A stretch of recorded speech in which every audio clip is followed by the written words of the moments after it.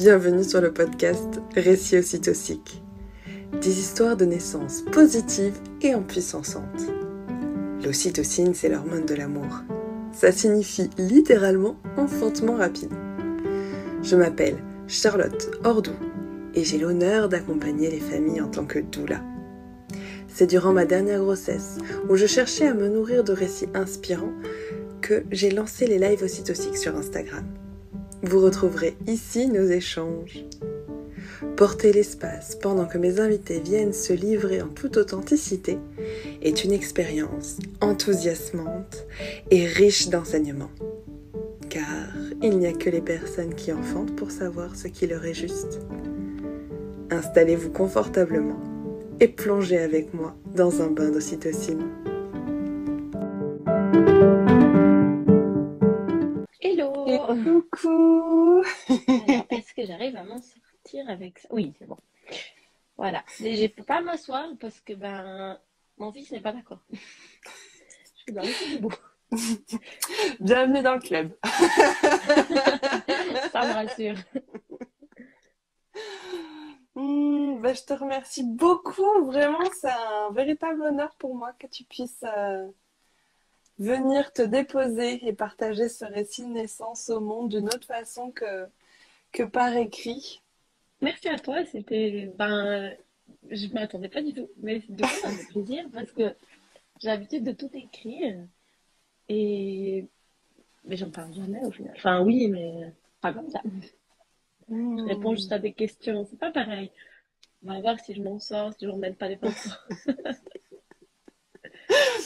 Alors, si ça peut te rassurer, je crois que j'ai dû raconter 3 ou 4 fois mon récit de naissance. Ça n'a jamais été le même récit. Pourtant, c'était la même histoire. Ça va alors. Si je m'en mets pas sur moi, je suis pas là, c'est bon, c'est bon.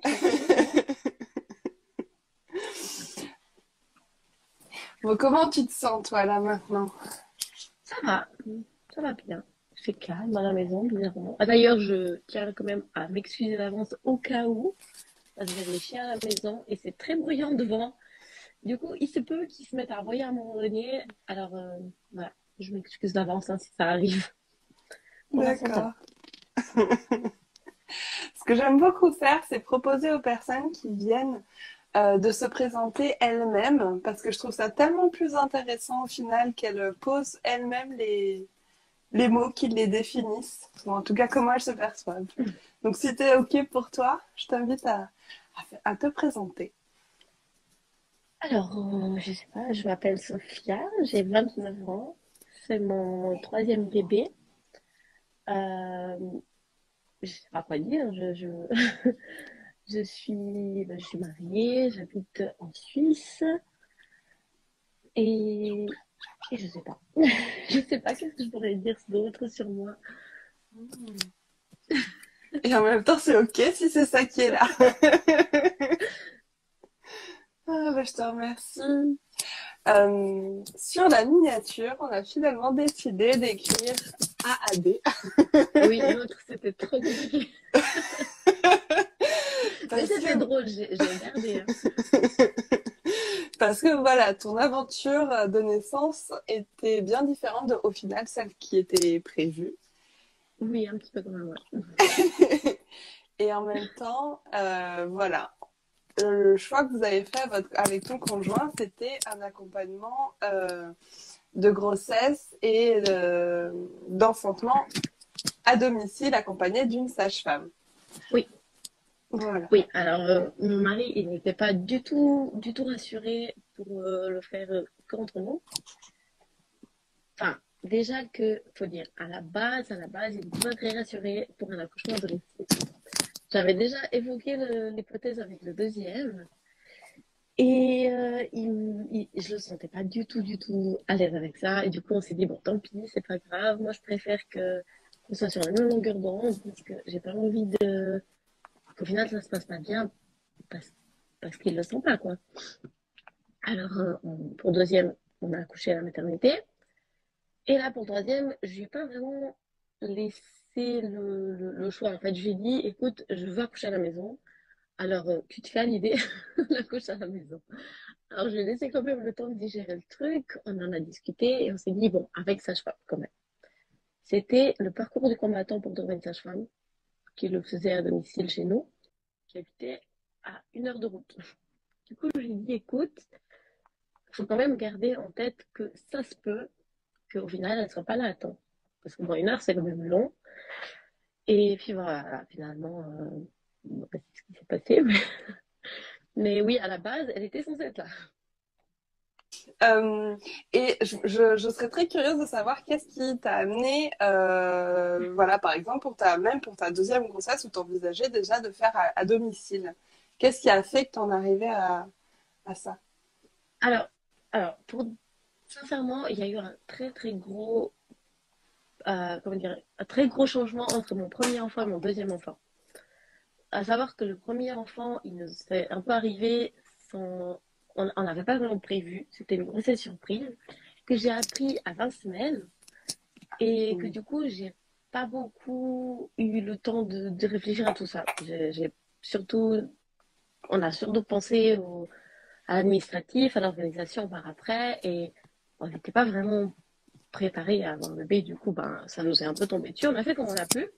Et pour moi, c'était pas envisageable du tout de ne pas accoucher à l'hôpital avec une péridurale, tout ce qui va avec. Vraiment, pour moi, c'était ça. Alors, c'est comme ça que ça s'est passé. Et quand il est né, j'ai rencontré d'autres mamans, j'ai commencé à échanger un peu plus avec des personnes différentes, quoi, qui n'avaient pas la même façon de faire. Et du coup, j'ai quand même commencé à avoir une approche différente, à me dire, ah, mais en fait, on peut faire différent pour ci, pour ça, enfin, j'ai commencé à être un peu plus dans comment dire, à faire les choses un peu plus instinctivement et moins par rapport à ce qu'on me disait de faire. Et j'ai rencontré du coup des mamans qui avaient accouché à domicile. Et alors, mon accouchement à l'hôpital s'est bien passé globalement, mais c'est vrai que j'étais pas à l'aise. Je m'étais quand même renseignée un petit peu de comment ça se passait un accouchement et j'avais hyper peur qu'on fasse quelque chose que j'étais pas d'accord, que je voulais pas sur moi. Et ça m'avait beaucoup, beaucoup stressée pendant que j'étais à l'hôpital. J'ai dit à mon mari, écoute, franchement, s'il te plaît, je sais pas trop comment moi je serais, mais tu fais toi attention à ce qu'on fasse rien de ce que je voulais pas, machin. Et enfin voilà, globalement, ça s'est bien passé. Mais voilà, j'avais quand même ressenti cette angoisse pendant l'accouchement et bah, j'ai trouvé ça quand même dommage de ne pas pouvoir profiter pleinement de tout ça parce que j'étais stressée par rapport à ce qui se passait autour.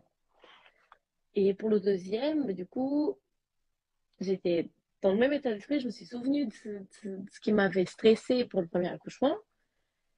Et enfin, finalement, on est reparti sur la même maternité parce que ça s'était quand même bien passé. Mais pareil, pendant l'accouchement, bah, j'ai ressenti ce stress de ne pas pouvoir faire comme je voulais. Et j'avais du monde autour de moi et ça m'avait vraiment agacée. Parce qu'à la base, j'avais demandé d'avoir une sage-femme avec moi, c'est tout. Et finalement, il y avait 3 sages-femmes et une qui faisait plein d'allers-retours. Et j'ai trouvé ça insupportable. Enfin voilà, puis je voulais accoucher dans l'eau. Elles m'ont dit non, vous n'aurez pas le temps d'accoucher dans l'eau. Bon, elles n'avaient pas tort finalement, mais enfin voilà, ça m'avait contrariée. Je me suis dit, ça s'est bien passé aussi, mais je me suis sentie contrariée.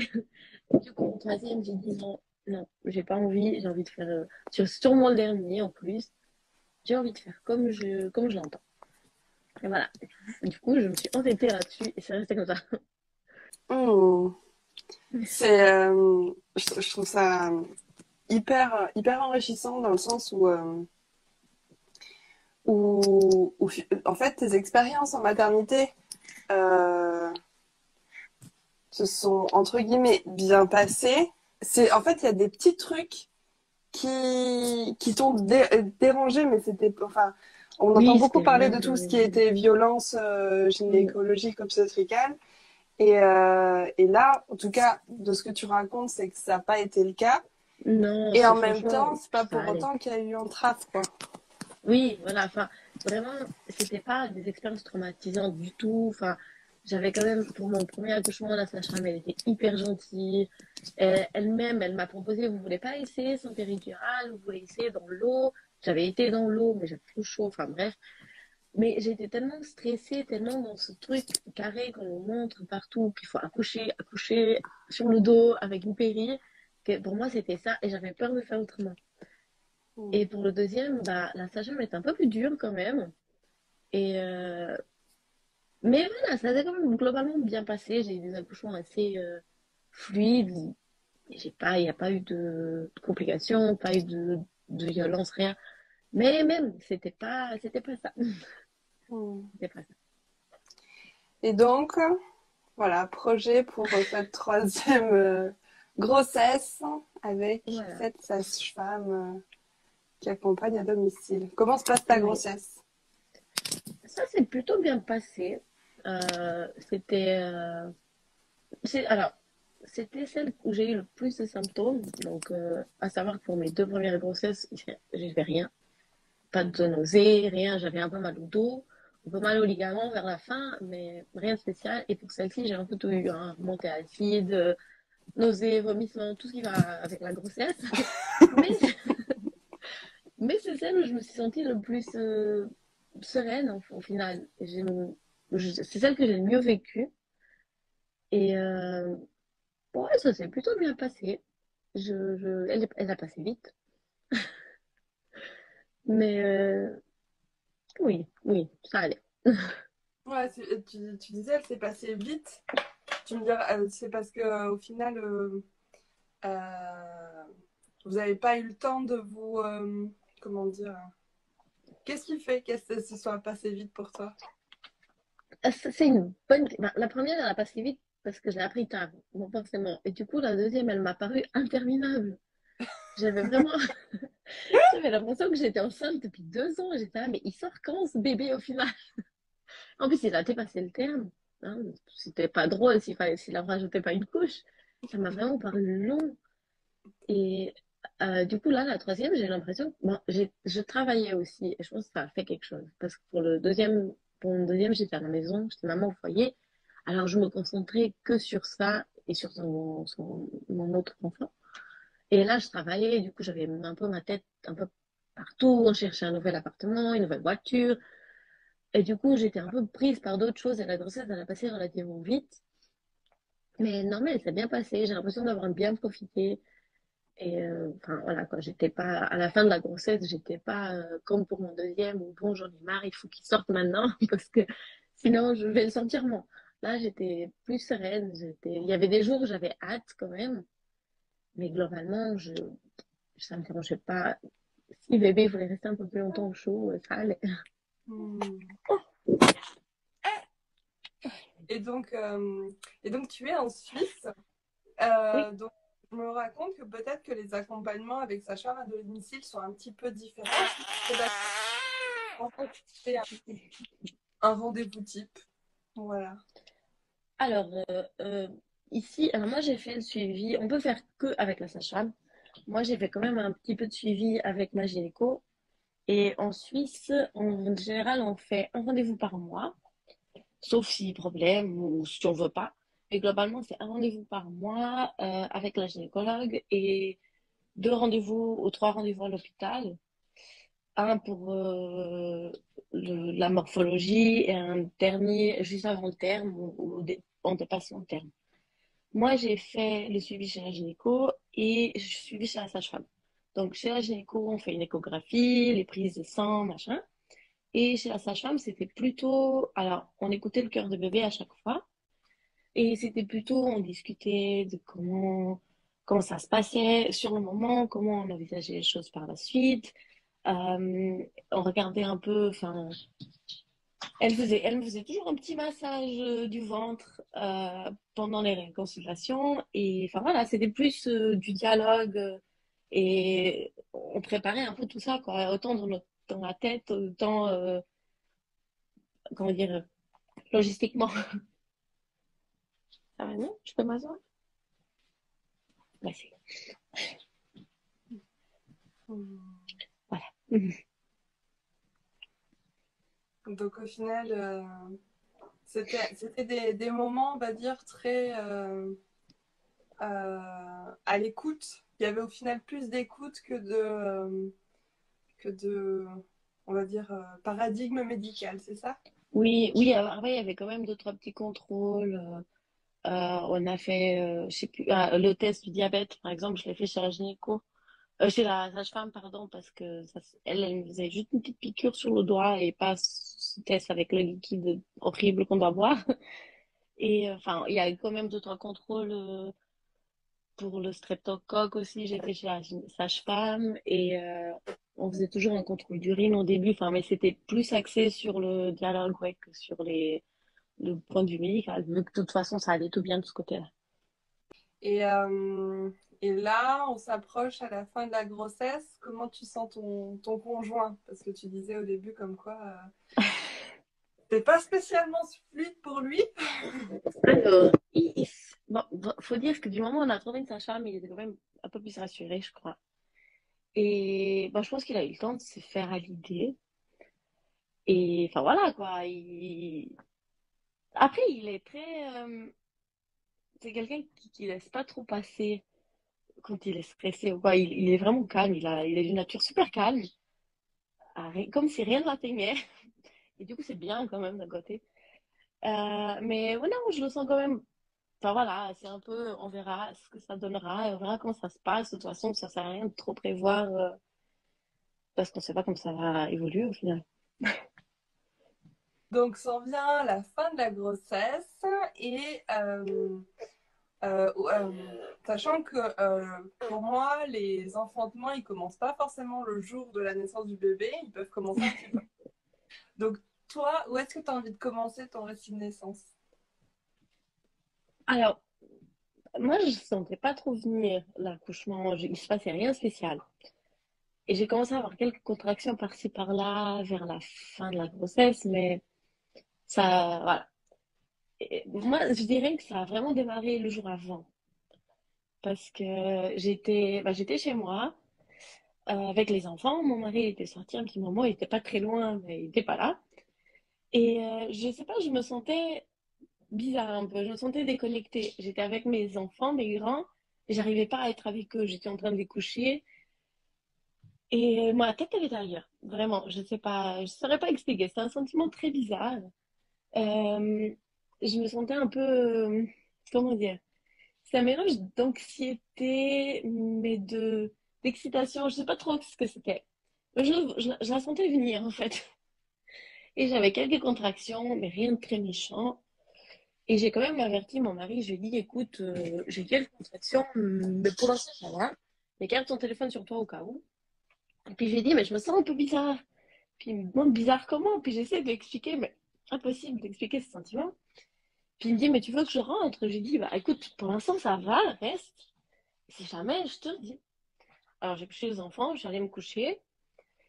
Et les contractions, elles se sont calmées. Du coup, j'ai envoyé un message, j'ai dit, écoute, ça s'est arrêté, donc reste seulement, fais ta vie, garde ton téléphone sur toi au cas où, mais reste. Et puis bah j'ai été me coucher, j'ai regardé la télé. Et un moment après, il rentre. Puis je lui dis, bah, qu'est-ce que tu fais là? Puis il me dit, bah, en fait, j'ai eu un feeling bizarre et je me suis dit que j'allais rentrer. Je dis, ok. Et il me demande comment ça va. Je lui dis, ça va, j'ai un peu mal au dos. Du coup, bah, il a été me couler un bain. J'ai été faire mon petit bain et bah, il s'est endormi. Du coup, je suis retournée dans la chambre. Je me suis dit, bon, bah, vu que ça va, je vais me coucher. Impossible à dormir. Euh, J'avais pas spécialement beaucoup de contractions, mais j'arrivais pas à dormir.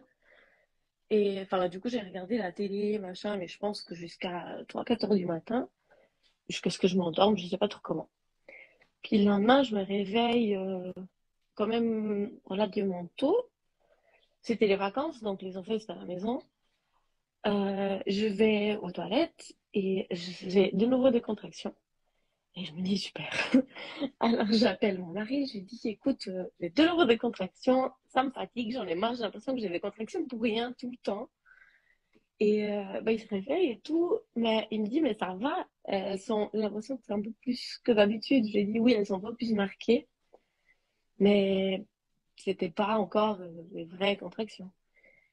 Et on discute un peu et euh, pendant qu'on discute, je me dis, quoique, elles sont peut-être un peu plus marquées que d'habitude. Et il me dit, tu penses que c'est pour aujourd'hui? J'étais là, je sais pas. Au fond, je savais, mais dans ma tête, j'étais là, je veux pas me faire des faux espoirs, alors je vais dire, je sais pas. Je lui dis, dans le doute, essaye quand même, on regarde quand même pour faire garder les enfants. Parce que si ça devait démarrer, j'avais pas envie de devoir gérer les grands en plus de l'accouchement. Alors, voilà, il a pris le téléphone, il a commencé à regarder pour faire garder les enfants. Et pendant ce temps-là, moi, j'avais les contractions qui commençaient à être un peu plus là, un peu plus présentes. Et du coup, j'essaie de gérer un peu comme je pouvais, mais discrètement. Je voulais pas stresser les enfants, je voulais pas stresser Fabio non plus. Et enfin, voilà, je faisais des allers-retours à la maison, je m'occupais comme je pouvais. J'ai été sur la touche un moment. Et finalement, il me dit, écoute, voilà, c'est Marie, c'est la marraine à mon premier, qui vient les chercher. Du coup, il prépare les enfants. Pendant que moi, je m'occupe de mes contractions. Et voilà. Et il me dit, elle est là, je vais les amener et je reviens. Je dis, ok, enfin, je vais pouvoir relâcher un peu parce que j'étais stressée, je voulais pas leur faire peur. Alors, il descend, je prépare le lit, je mets les à l'aise, machin. Il remonte, il m'aide à préparer et puis on discute un peu. Et bah, vraiment, les contractions, elles devenaient un peu plus intenses, un peu plus difficiles à gérer. Et je trouvais pas de position. Et c'est ça qui m'a fatiguée parce que j'arrivais pas à me poser tranquillement. Du coup, on essayait d'étendre un peu l'atmosphère en papotant. Il me dit, tu veux qu'on appelle la sage-femme? J'ai dit, pas encore. Pas encore. Et voilà, on continue à discuter. Et j'ai continué à essayer de trouver une position malgré moi, que je n'arrive pas. Parce que, contrairement à mes deux premiers enfants, ça me prenait en bas du dos. Et j'avais une pression énorme en bas du dos. Pour les autres, c'était plus vraiment des contractions marquées en bas du ventre. Et je lui disais, c'est bizarre, je sais pas quoi faire de ces contractions parce que j'ai jamais eu des contractions comme ça. Et enfin, voilà, je commence vraiment à rentrer dans cette période où je me dis, qu'est-ce que je fous là? Dans quoi je me suis embarquée? Qu'est-ce que je fous toute seule à la maison en train d'accoucher? Et j'ai dit, au bout d'un moment, j'arrivais pas à gérer comme il faut. J'ai dit, je vais pas y arriver. Genre, je sais pas, qu'est-ce qu'on fout là, je vais pas y arriver. Puis je me sens un peu dépitée. J'ai vraiment le sentiment qu'il est impuissant, il sait pas quoi faire. Et à un moment donné, il me demande, mais tu veux toujours accoucher à la maison, tu veux qu'on aille à l'hôpital? Et je crois que je lui ai même pas répondu. Dans ma tête, je me suis dit, mais dis-moi pas ça. Tu sais que je vais accoucher à la maison. C'est pas parce que faut pas écouter ce que je dis maintenant, c'est des conneries. Je dis n'importe quoi maintenant. C'est mon cerveau qui est en train de retrouver un équilibre et il sait pas ce qu'il dit. Enfin bref, je continue un petit peu avec mes contractions qui m'embêtent de plus en plus. Et à un moment donné, il me dit, écoute, alors au moins on va appeler le sage-femme. J'ai dit, ok, appelle-la, il l'appelle, elle me dit, d'accord, je me prépare et j'arrive. Et puis ben voilà, du coup, je lui dis, bon ben, attendons maintenant. Alors, je continue à essayer de gérer mes fichues contractions qui me font de plus en plus mal et que je ne sais pas comment faire pour les soulager. Mon mari, il essaye de me faire des petits massages et des trucs, mais je veux absolument pas qu'il me touche. J'ai envie qu'il soit là à côté de moi, mais j'ai pas envie qu'il me touche. Et je sens vraiment qu'il se sent impuissant face à tout ça. Il est là, ok, qu'est-ce que tu veux que je fasse? Qu'est-ce que je peux faire pour toi? Et rien en fait. Enfin, il pouvait rien faire. Il fallait juste que je trouve mon truc. Et à un moment donné, j'arrive à me mettre, je commence à me sentir fatiguée. Et je dis, je veux me coucher, parce que je suis fatiguée, mais je fais une contraction au coucher et je dis non, non, c'est horrible. Ça va pas du tout. C'est de loin la pire position que j'ai prise. Alors, je me redresse, je me mets à quatre pattes et je me dis, bon, ça va pas trop mal là. Restons comme ça. Alors, je reste dans ma position quatre pattes et je sens une grosse contraction qui arrive et j'entends le pouf. Et je fais, ah, j'ai perdu les os, Fabio. Et je sens qu'il est là, il a une petite montée de stress. Parce que je pense qu'il se dit, oh non, la sage-femme, elle n'est pas encore là. La perte des os, pour les deux derniers, ça, c'était vraiment vers la fin. Du coup, je l'ai senti un peu stressé, mais bon, il s'est repris. On a un peu, ben voilà, on a changé les à l'aise. Je me suis élevée et d'un coup, je me dis, ah, mais debout, c'est bien. Alors, je reste debout. Je lui ai dit, mais en fait, ça va beaucoup mieux depuis que la poche, elle se rend plus. J'ai beaucoup moins de pression en bas du dos. Et du coup, je reprends un peu mes esprits. Je me sens de nouveau plus zen parce que je commençais un peu à stresser avant. Enfin, voilà. Et je me sens beaucoup plus sereine. Et par contre, je sens aussi que les contractions, elles commencent à être plus efficaces. Et je sens bien que le bébé, il descend. J'ai pas envie de lui dire, parce que j'ai pas envie de le stresser. Mais je me dis, la femme, elle sera pas là à temps. Sûre qu'elle sera pas là à temps.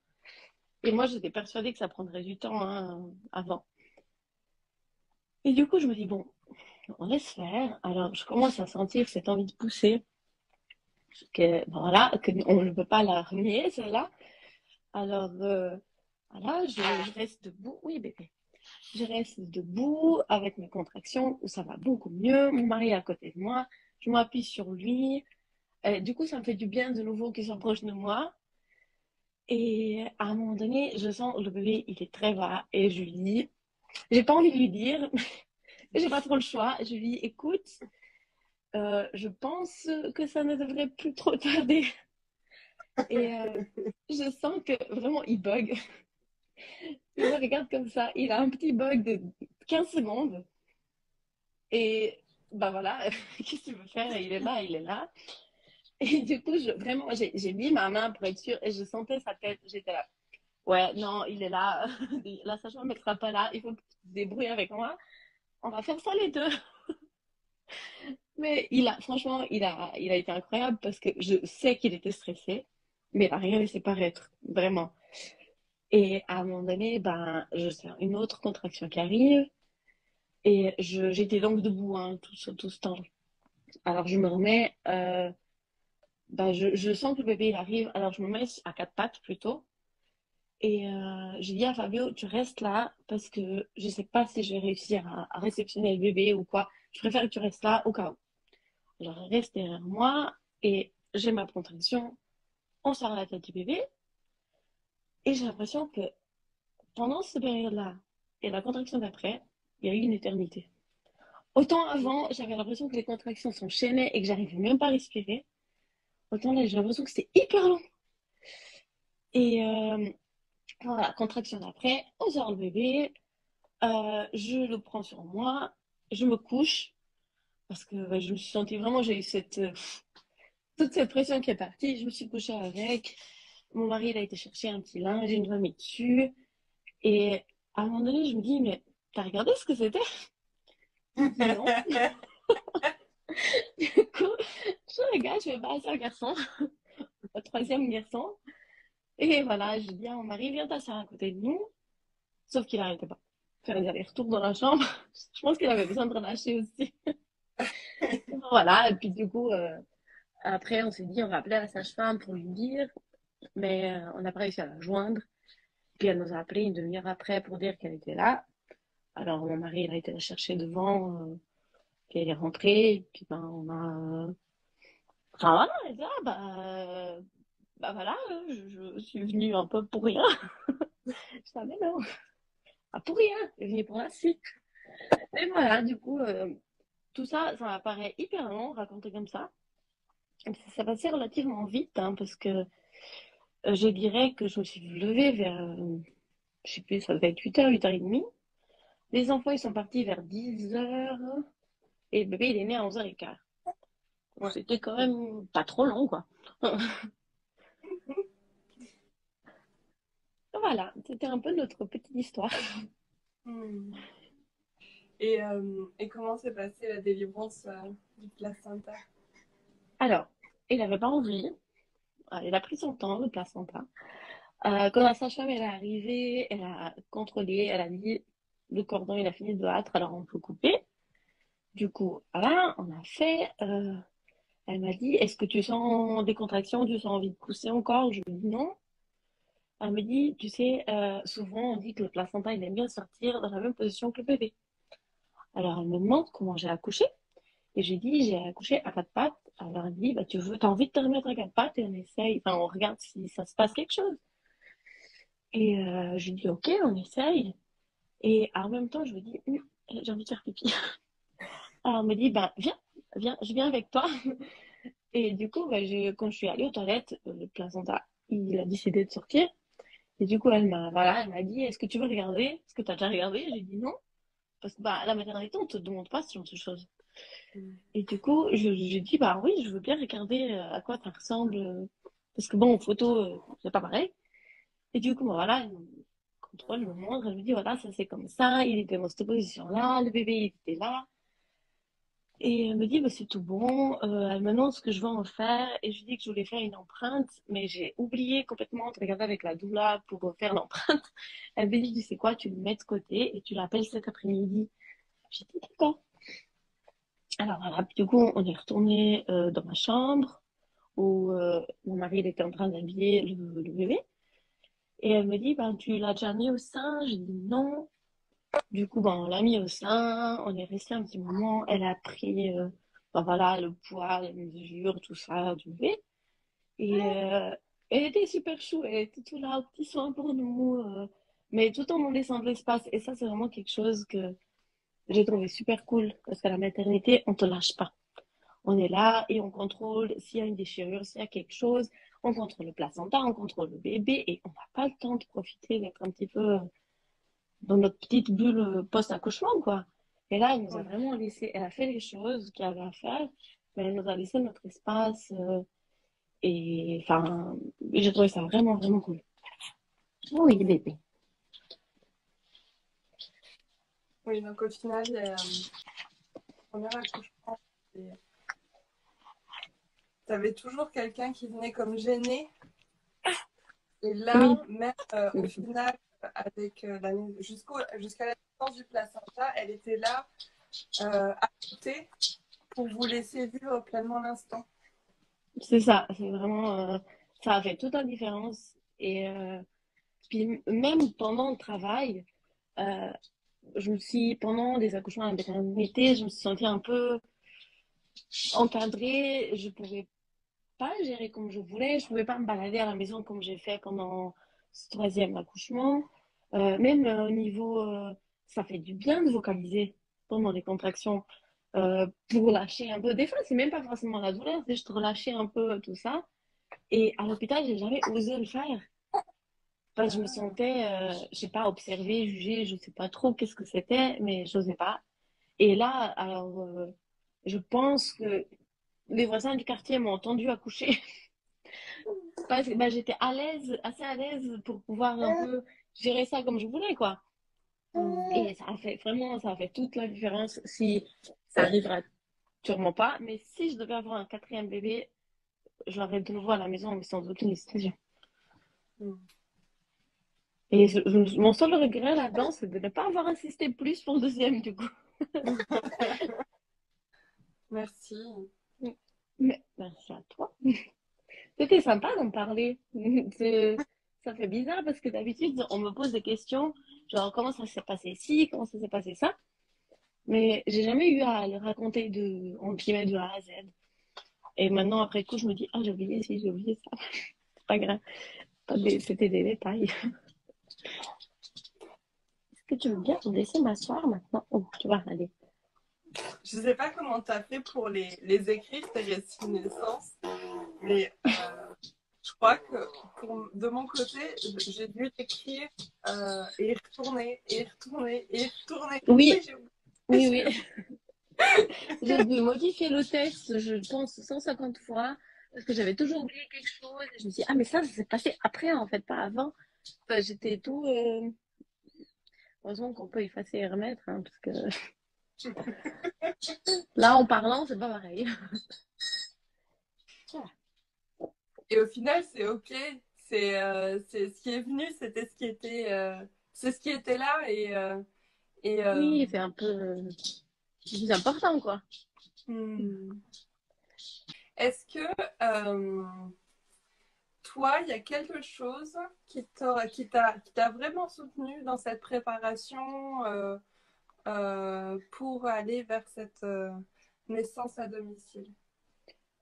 J'ai pas mal lu et échangé, j'ai pas mal lu des récits de naissance justement à domicile et j'ai pas mal échangé avec des mamans qui l'avaient vécu et ça m'a beaucoup rassurée parce que moi je pense que une des a priori qu'on a le plus souvent sur des accouchements à domicile, c'est ici ça se passe mal, et s'il y a un souci quelque part, et c'est quelque chose, bon, inévitablement on se pose la question, mais au final, quand on regarde, moi, j'ai lu aucun récit de naissance à domicile qui s'est mal passé, aucun récit, aucun échange avec des mamans où elles m'ont dit, au final, ça s'est mal passé, on a dû partir à l'hôpital. J'ai aucun, et ça m'a vraiment beaucoup rassurée parce que, ben, l'air de rien, c'est un peu la seule chose que j'appréhendais un peu, et encore, j'étais assez en confiance dès le départ pour ce genre de choses. Mais ouais, c'était vraiment de pouvoir en parler et de pouvoir me sentir soutenue aussi. Parce que même si mon mari n'était pas ça aurait pas été son premier choix, bah, je savais qu'il était là et qu'il allait le faire avec moi et qu'il allait gérer avec moi. Et je savais que même dans mon entourage, s'il y avait eu besoin de quelque chose, autant notre famille que nos amis, ils auraient fait au mieux pour pouvoir, pour nous soutenir, que ce soit vis-à-vis des enfants ou s'il aurait fallu nous amener quelque chose ou nous amener quelque part. Enfin, je sais qu'il y aurait eu toujours quelqu'un quelque part avec nous. Donc, vous avez parlé de votre projet d'enfant à domicile avec vos proches? Oui, tout le monde était au courant dès le départ que nous, on prévoyait de faire ça comme ça. Et franchement, j'ai senti aucun jugement et ça, c'était aussi Hmm. quelque chose de plutôt sympa. Et tu disais tout à l'heure que tu avais une doula. Alors, je n'avais pas prévu à la base. Et finalement, j'ai contacté quelqu'un justement parce que la sage-femme, lors d'un des derniers rendez-vous de grossesse, elle m'a demandé, est-ce que tu veux faire quelque chose en particulier avec ton placenta? Et je lui ai dit, je sais pas. Et je parlais un peu avec elle de ce qui était possible de faire. Et elle m'a dit, mais tu sais, tu peux regarder avec une doula et souvent, elle te propose des trucs sympas. Et il y en a une pas loin de chez toi et puis elle m'a donné sa carte. Du coup, bah, j'ai pris sa carte et j'ai appelé et elle m'a proposé un peu, enfin, ce qu'elle proposait en général. Et moi, j'étais vraiment très tentée par cette empreinte de placenta parce que ça donne super joli. J'ai regardé un peu, je trouve que c'est vraiment joli. Et je voulais absolument faire ça. Et ben, finalement, je lui ai dit, oh, ben, écoute, je t'appelle quand j'ai accouché. Et c'est ce que j'ai fait, mais j'ai toujours pas été là. Du coup, ce pauvre placenta, il attend toujours qu'on aille faire une jolie empreinte de lui. Mais ça se fera. Ça se fera. Elle attend, elle sait, on se tient au courant. Mais voilà, moi et mon esprit de procrastination, voilà quoi. Mais c'est ok parce que enfin, je pense faire le fait de prendre soin du placenta, de l'honorer au final, que ce soit de faire une empreinte, il y en a qui le transforment, il y en a qui le. J'ai même vu quelqu'un qui avait fabriqué un tambour avec la peau, tu sais, du liquide amniotique, tu sais, là où est Ah enfermé ouais, le liquide. Et en fait, quand tu regardes au travers, tu vois au final, entre guillemets, ce que ton bébé voyait quand il était dans son ventre. ah bah Et, oui, c'est et je, sympa. et je trouve ça vraiment. Enfin, il y a plein à faire. Et ça demande du temps. Et c'est pas Oui, comme si tu avais trois enfants dans un petit nourrisson. oui, voilà, c'est un peu ça. Et puis c'est passé tellement vite, enfin, ça passe tellement vite les premières semaines. Bon, t'es là, tu te reposes un peu comme tu peux, t'es en train de faire connaissance avec ton bébé, avec tout le reste qu'il y a autour. Bah, la vie, elle s'arrête pas autour parce qu'on a eu un bébé. Donc voilà, et au final, ça passe tellement vite que on y pense, mais on n'a pas forcément le temps tout de suite, quoi. Mm. Mais bon. Et pour Mais le, ça va. et pour le postpartum, je sais pas si c'est ton mari ou ton conjoint était Oui, présent c'est mon mari. pendant combien de temps? Alors, alors ici, on a 2 semaines de congé paternité enfin, donné par la loi. Et lui, il a pris une semaine. Enfin, à la base, on devait prendre une semaine d'affilée et après, il devait prendre quelques jours éparpillés comme ça. D'accord. Donc, il a pris une semaine, il est resté une semaine à la maison. Et du coup, il a tout géré à la maison pendant cette semaine et il a repris le boulot. Et finalement, il a repris une semaine après, tout entière, parce que c'était les enfants, les grands, ils avaient l'école. Et moi, je lui ai dit, j'ai l'impression que je ne m'en sors pas du tout. Et je me sentais un peu toute nulle, quoi. J'étais super, j'arrive pas à gérer mes 3 enfants à la maison toute seule. Et du coup, il est revenu, il m'a dit, mais non, c'est bon, t'inquiète pas, je viens, mais ça va aller, c'est normal que ça prend un peu de temps de prendre un nouveau rythme. Et finalement, ça a été la deuxième semaine où il était là. Au final, s'il n'avait pas été là, j'aurais pu me débrouiller. Si tu avais un conseil ou quelque chose qui t'a vraiment soutenu pendant cette grossesse et que tu aimerais partager à d'autres parents qui pourraient tomber sur ce live, ce serait quoi? Franchement, je dirais que moi, personnellement, ce qui m'a vraiment, vraiment aidé, c'était de vraiment de voir des choses. En fait, je sais pas comment expliquer. De pas m'imaginer toujours le pire. Qu'est-ce qui peut se passer de pire? Moi, je me disais, alors oui, certes, il faut garder en tête que des fois, ça se passe pas comme on veut et que ça peut finir autrement.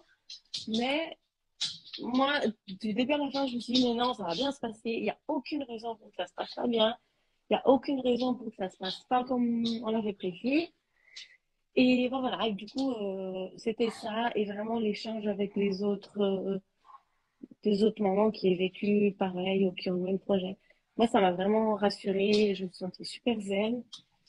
Et ça m'a vraiment donné, enfin, laisser garder la motivation que j'avais à la base. Parce que c'est vrai que des fois, on prévoit un truc et au final, à force de. Ouais, il s'arrête là. À force, à force de se poser trop de questions, des fois, on finit par laisser tomber, quoi. Et là, non, là, franchement, moi, c'est ça qui m'a gardé un peu l'esprit, entre guillemets, fixé sur l'objectif que j'avais et qui m'a aidé à rester zen. Enfin, j'ai été super zen avec ce projet du début à la fin, quand même. Et là, suite à ce moment de récit, de partage, comment tu te sens là maintenant? Moi, je me sens bien. Ça m'a fait plaisir d'en parler. Parce que c'est Ouais. quand même une aventure incroyable, vraiment. C'était un des trucs les plus impressionnants que j'ai vécu de ma vie. Et ben, ça me fait toujours plaisir d'en parler. Parce qu'il n'y a pas tout le monde qui est là en train de demander tous les jours. Et ce que je trouve génial, c'est que tu vois, à côté, ce qui t'a vraiment nourri, c'est le partage de ces mamans qui ont enfanté à domicile. Et je trouve ça génial au final que toi aussi tu offres cette possibilité d'écoute et de partage, d'offrir au monde au final ton aventure de naissance qui, euh, qui s'est passée comme elle s'est passée de manière Oui, c'était hallucinante. spontané, on va dire. Voilà. Et c'est riche parce que, bah, tout comme toi, pendant ma grossesse, c'était ultra important pour moi de me nourrir de récits de naissance. Et d'ailleurs, c'est pour ça que j'ai commencé à la base les lives ocytociques. Je ne sais pas si tu connais le livre de Julie Toutain, Natrici. Bon, c'est une doula en fait qui a écrit un livre sur les naissances en France, type de naissance. Et en fait, à la fin de son livre, il y a des récits. Et elle avait mis un petit cœur et en légende, il y avait marqué, voilà, pour les femmes enceintes, je vous invite à regarder uniquement les récits qui se passent bien.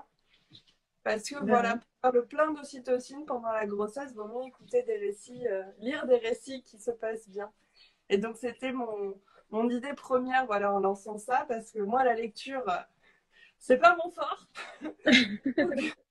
C'est de recevoir des personnes et qui me racontent à l'oral leur récit de naissance, c'est vraiment très nourrissant et très enrichissant. Ouais, c'est vrai que bah, j'aurais bien aimé pouvoir en lire plus ou bien en entendre plus pour mes autres grossesses parce que peut-être que ça serait passé. Bon, voilà, faut pas avoir de regrets, ça sert à rien. Mais peut-être que ça serait passé autrement finalement et peut-être que j'aurais pu aller au bout de ce projet de naissance à domicile plus tôt, on va dire ça comme ça. Mais ça, je trouve que ça se faisait moins. Enfin, je sais pas si ça se faisait moins, si c'était moins partagé ou si c'est moi qui ne les ai pas bien trouvés et cherchés. Mais bah bon, mais en tout cas pour cette troisième grossesse, ça m'a vraiment fait du bien. Et puis j'ai fait des connaissances super sympas au final, des gens avec qui j'échange toujours aujourd'hui, qui avaient un peu, bah, qui ont des enfants qui ont vraiment le même âge que le mien du coup, parce qu'on avait le même projet. Et enfin voilà. Euh, je pense qu'on arrive à la fin du live. Est-ce qu'il y a quelque chose qui est vivant en toi que tu aimerais partager là maintenant, avant qu'on se dise au revoir?